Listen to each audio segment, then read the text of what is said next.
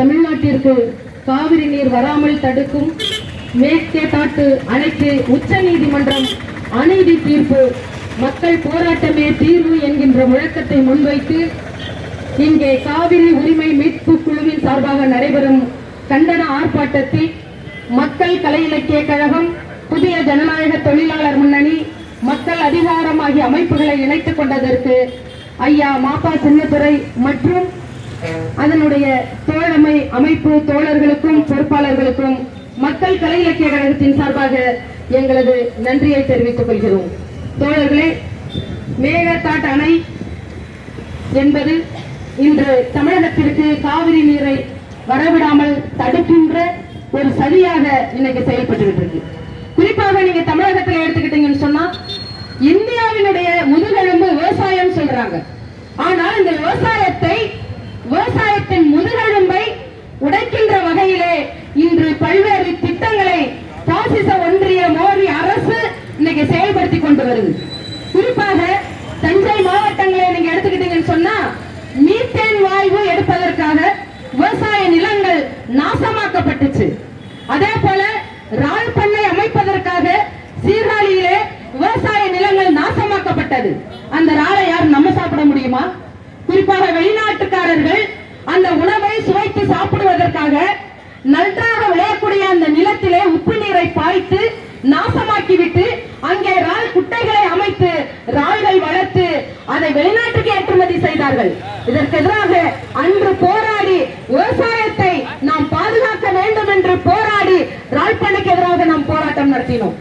அதே போல மீத்தேன் வாயு எடுப்பதற்காக விவசாய நிலங்கள் தஞ்சை மாவட்டங்களில் நாசமாக்கப்பட்டு வந்துச்சு. அப்ப எங்க விவசாயோட முதுகை நீ எங்க கொஞ்சம் கொஞ்சமா உடைச்சுக்கிட்டு வர?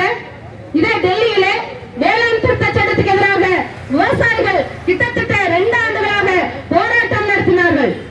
அப்படி போராட்டம் நடத்தக்கூடிய அந்த விவசாயிகளை இதே மோடி அரசு தனது காவல்துறையை கொண்டு அராஜகமாக அவங்கள் மீது தடியடி நடத்தி அங்க உள்ள பிஜேபியை சேர்ந்த ஒருவர் காரை ஏற்றி அந்த விவசாயியை கொண்டாங்க.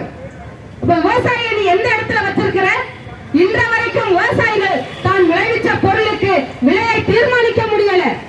உழுதவன் கணக்கு பார்த்தா உழைச்சு கூட மிஞ்சாதுன்னு சொல்லி ஒரு பழமொழி இருக்குது. ஆனாலும் இந்த விவசாயத்தை விட்டு செல்லக்கூடாது.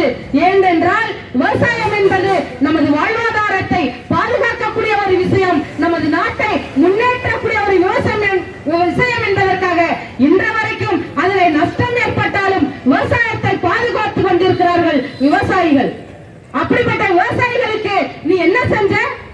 எதற்கோ நிதி ஒதுக்குற, மும்மொழி கொள்கையை அமல்படுத்துவதற்கு நிதி ஒதுக்குற, இந்த நாட்டை நாசமாக்கக்கூடிய கார்பரேட் முதலாளிகளுக்கு நீ நிதி ஒதுக்குற, அம்பானிக்கு அதானிக்கு கடன் தள்ளுபடி பண்ற.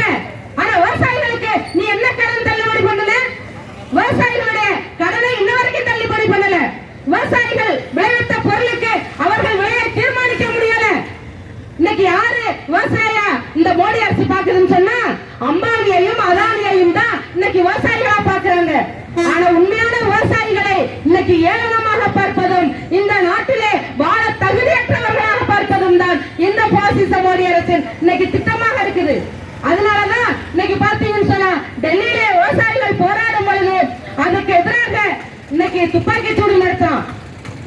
அந்த வகையில் இன்னைக்கு மேகதாட்டு அணையை கட்டி தமிழகத்திற்கு நீர் வர விடாமல் தடுக்கின்ற ஒரு சதி திட்டத்தையும் இன்னைக்கு ஒன்றிய அரசு செஞ்சுட்டு இருக்குதுங்க.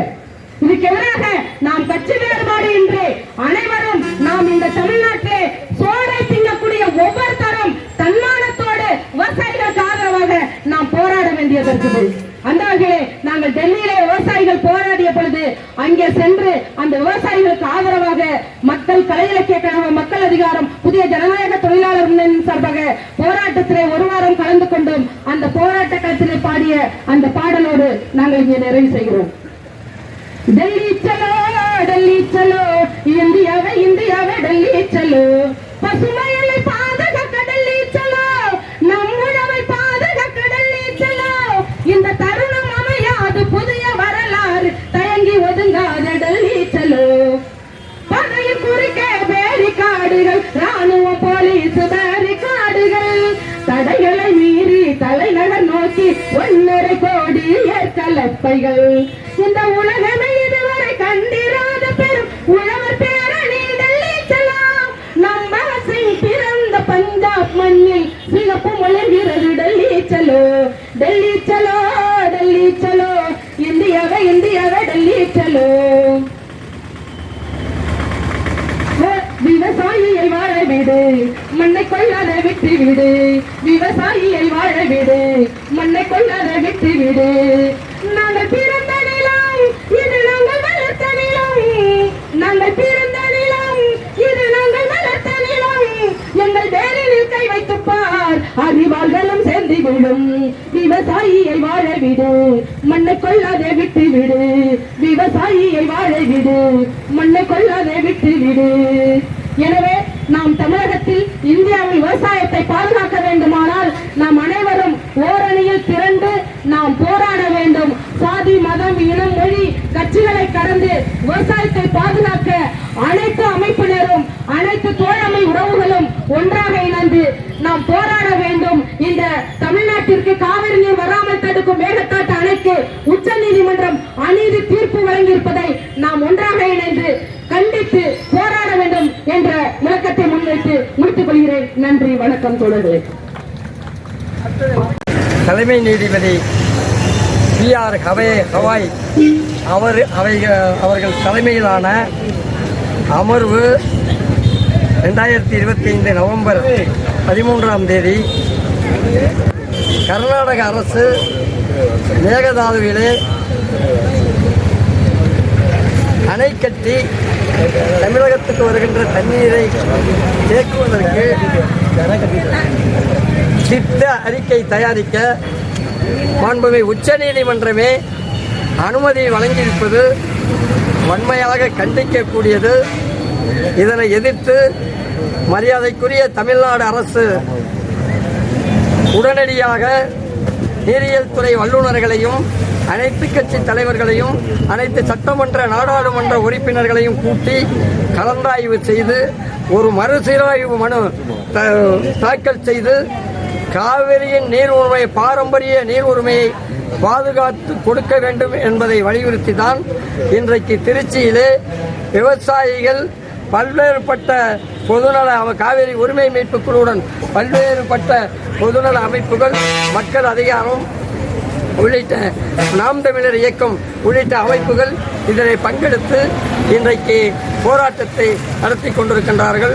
மாண்புமிகு தமிழ்நாடு அரசு முதல்வர் காலம் தாழ்த்தாமல் உடனடியாக அனைத்து கட்சி கூட்டத்தையும் அனைத்து கட்சி சட்டப்பேரவை நாடாளுமன்ற உறுப்பினர்களையும் அனைத்து விவசாய சங்க பிரதிநிதிகளையும் கலந்தாலோசித்து தமிழகம் தழுவிய பந்தை அறிவிக்க வேண்டும் என்பதை ஜல்லிக்கட்டு போராட்டத்தால் நம்மளுடைய பழந்தமிழர் பாரம்பரிய அந்த பண்பாட்டை காப்பாற்றியது போல் இது தமிழக மக்களுடைய வாழ்வாதார உணவு குடிநீர் பாதுகாப்பு, பொருளாதார பாதுகாப்பு, சுற்றுச்சூழல் பாதுகாப்பு, இயற்கை வள பாதுகாப்பு அத்தனையும் காப்பாற்ற உடனடியாக முழு பந்த் அறிவித்து அங்கே அனைத்து இயக்கங்களும் போராடுபவர்களுக்கு சட்ட ரீதியாக அனுமதி வழங்க வேண்டும். தடுத்து நிறுத்தாமல் தமிழகத்தின் வாழ்வுரிமையை காப்பாற்ற வேண்டும் என்கிற நோக்கத்தோடு தான் இன்றைக்கு திருச்சியிலே 19/11/2025 திருச்சி புகைவண்டி தொடர் நிலையம் அருகிலே இன்றைக்கு வழிவிடு முருகன் கோயில் முன்னிலையில் இந்த மாபெரும் கண்டன ஆர்ப்பாட்டத்தை பதிவு செய்திருக்கின்றோம். இதனை பத்திரிகை காட்சி ஊடகத்துறையினர் வெளிக்கொண்டு போய் தமிழக மக்களுக்கு விழிப்புணர்வை ஏற்படுத்தவும் அரசு விழிப்புணர்வோடு செயல்படவும் உங்களுடைய சேவையும் தேவை என்பதை இந்த ஆர்ப்பாட்டத்தின் வாயிலாக பதிவு செய்கின்றோம். வணக்கம், நன்றி, ஜெய்கின். மாப்பா சின்னத்துறை மாவட்ட தலைவர், தமிழக விவசாயிகள் சங்கம், கட்சி சார்பற்ற அமைப்பு, திருச்சிராப்பள்ளி மாவட்டம்.